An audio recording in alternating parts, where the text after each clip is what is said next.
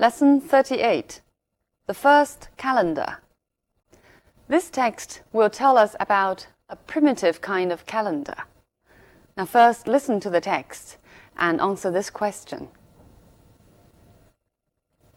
What is the importance of the dots, lines, and symbols engraved on stone, bones, and ivory? 这些刻在石头、骨头上和象牙上的点、线以及符号有什么重要作用？ Future historians will be in a unique position when they come to record the history of our own times. They will hardly know which facts to select from the great mass of evidence that steadily accumulates. What is more, they will not have to rely solely on the written word. Films, videos, CDs, and CD-ROMs are just some of the bewildering amount of information they will have. They will be able, as it were, to see and hear us in action. But the historian, attempting to reconstruct the distant past, is always faced with a difficult task. He has to deduce what he can from the few scanty clues available.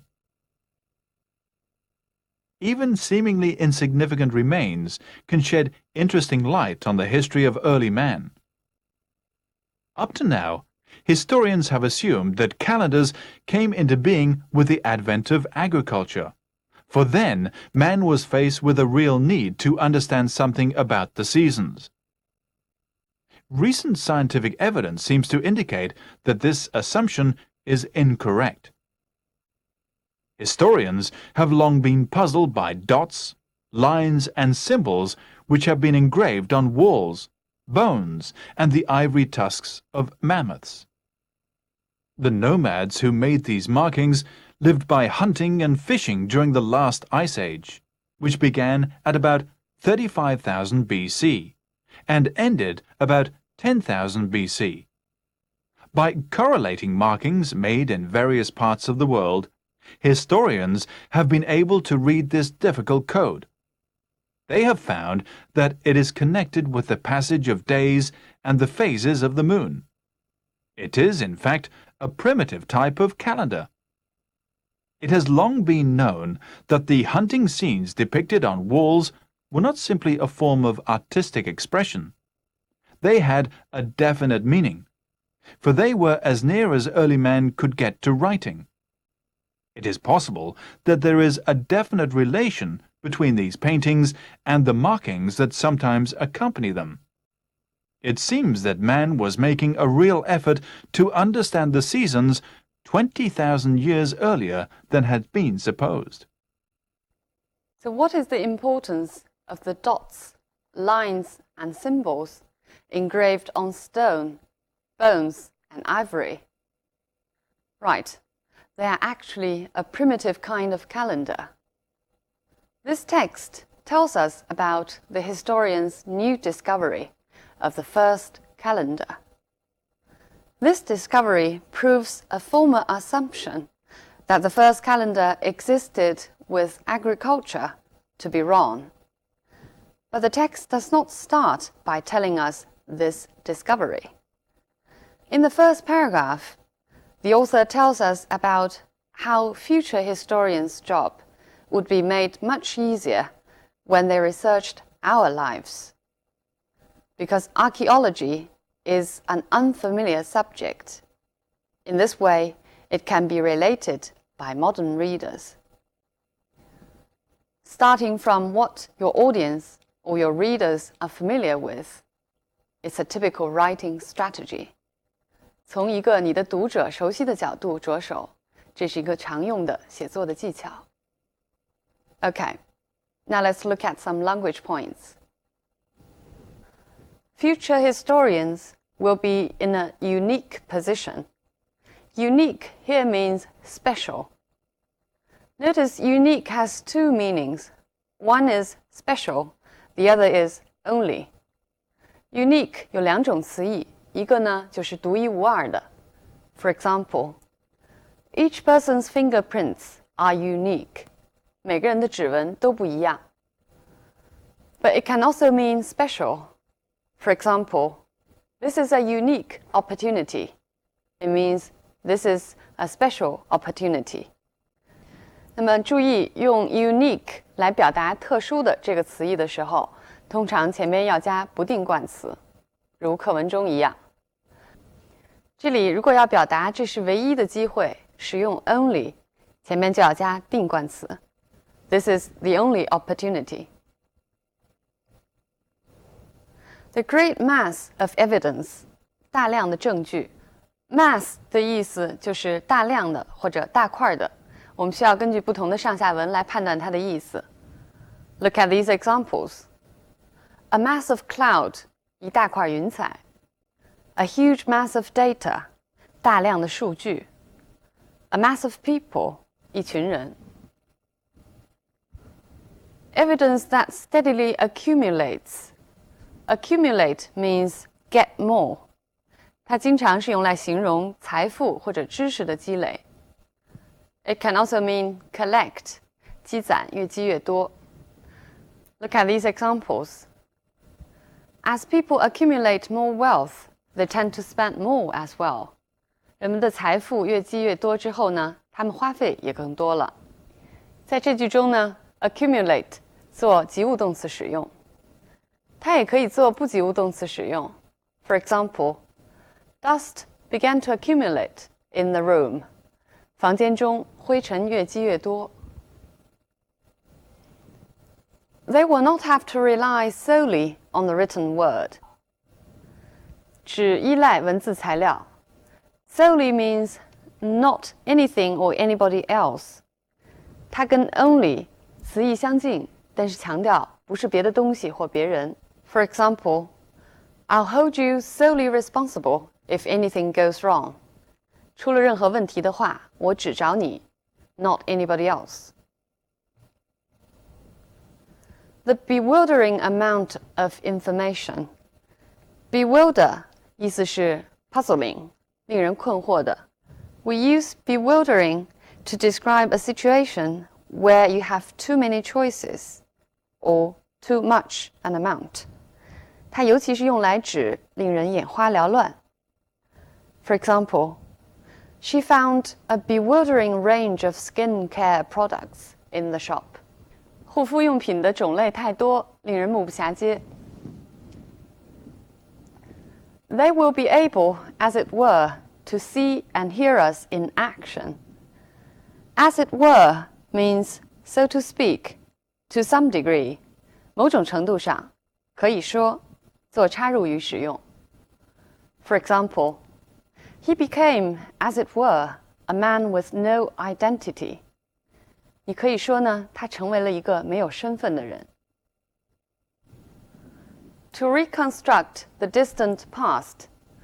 Reconstruct means to rebuild, 重建。这里的意思是 to piece together about the distant past. 再现遥远的过去。The distant past. Distant 在这里指时间上的遥远。我们也可以形容空间上的遥远。A distant country, 一个遥远的国度。Look at more examples. In the not too distant future. 在不远的将来。Distant 也可以用来形容血缘关系之远。For example, distant relative, 远亲。The historian is always faced with a difficult task. Be faced with, 课文后边又出现了一次。Man was faced with a real need to understand something about the seasons. Be faced with 跟 face 意思是不一样的。Be faced with 面临什么事情 ，face something 直面什么东西。Look at these two examples. He was faced with the biggest challenge of his career. 他面临着职业中最大的挑战。You have to face the fact that she has left you. Face here means to confront the fact, to have enough courage to face the fact. 你一定要面对这个现实，她已经离开你了。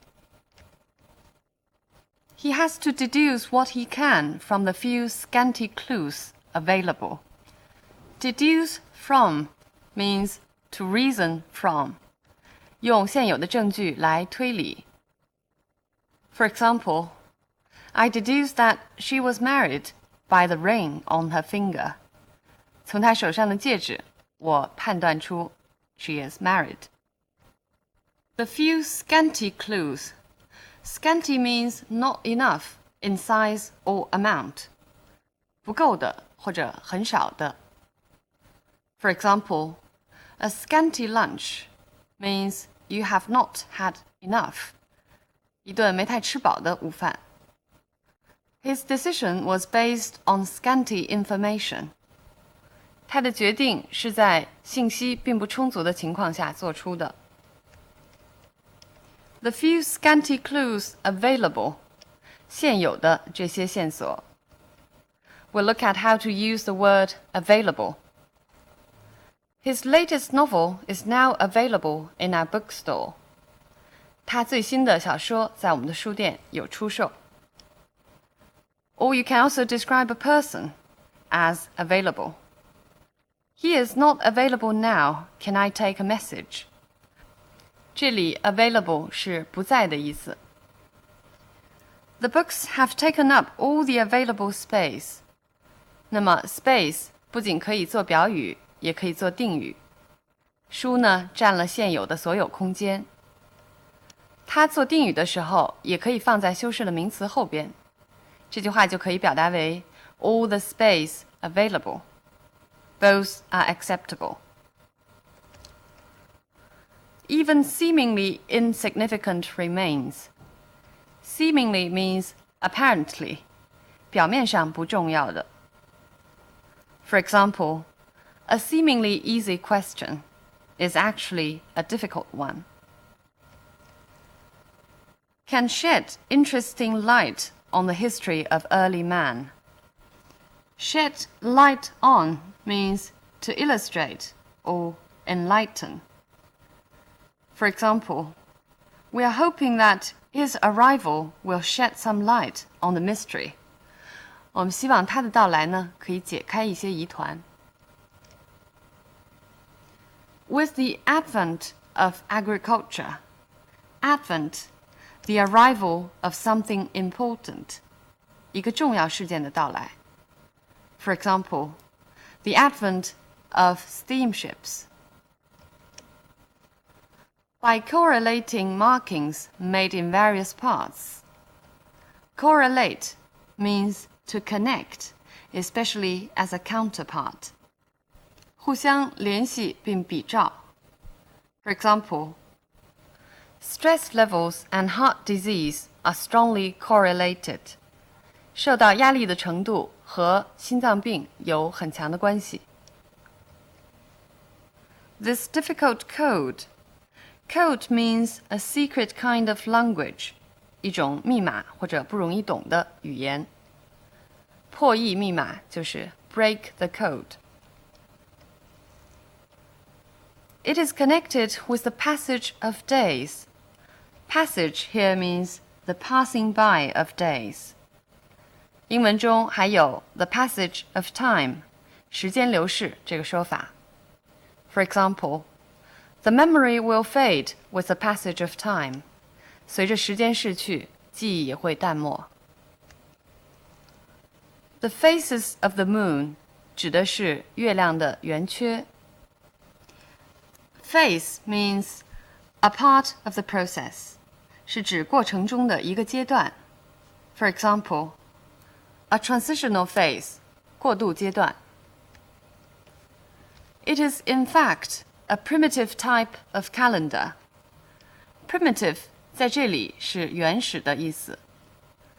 Primitive 通常呢有两种词义，一种是形容原始社会的原始。For example, 原始人就是 primitive man. 还有一层词义是 crude or poor, 是指条件之差。For example, conditions at some schools are still primitive, which means conditions are still very poor. They had a definite meaning. Definite 在这篇课文中还出现了一次。It's possible that there is a definite relation between these paintings and the markings. 这两句话中 definite 的意思是不太一样的。A definite meaning means a fixed meaning, 有确定的、固定的含义。A definite relation means a certain, a clear relation. 这两者的关系是显然的、明确的。I'll give you 2 more examples. The date for the meeting is still not definite. Here, definite means is still not fixed.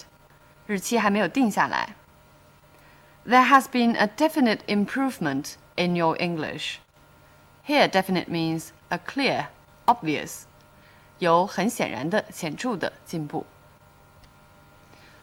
They were as near as early man could get to writing. 这些呢，已经是早期的人类能够接近文字形式的最近的一种方式。As near as 最接近。I'll give you one more example. His diaries are as near as we will ever get to the truth. 他的日记是我们能够最为接近真相的方式。Markings that sometimes accompany them. Accompany means be or happen together with something else. 和它们在一起的这些 markings. We can accompany a person. For example, I accompanied my mother to the station. 我陪伴母亲一起去车站。Accompany 也可以用来形容东西。For example, the course book is accompanied by 2 cassettes. 这本教材还配有2盘磁带。